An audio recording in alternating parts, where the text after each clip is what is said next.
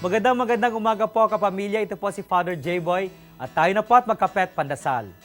Nalalapit na ang katapusan ng school year at sigurado ako bisibisihan ang mga estudyante sa pagsusubmite ng final requirements para sa taong ito. At kapag natataranta ang mga estudyante, tangay din nila ang kanilang mga magulang. Nag-aalala dahil gabi na umuwi ang mga anak na galing sa group study o nababagabag kung makakapasa ba ang mga anak sa semestreng ito.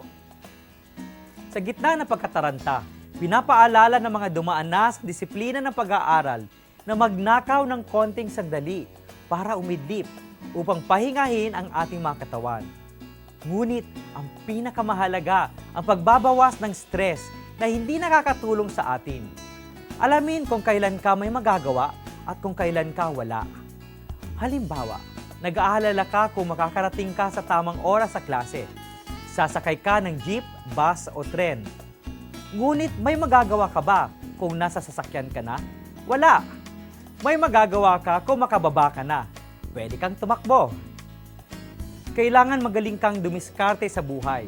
Sa mga pagkakataong walang kwenta ang pag-aalala, gamitin mo na ang oras upang kalmahin ang iyong sarili, upang maging malakas ito sa darating na pagsubok.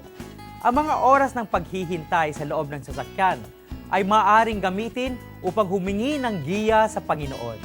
Pagdasal natin na matuto tayong gamitin sa tama ang ating mga oras. Magandang umaga po.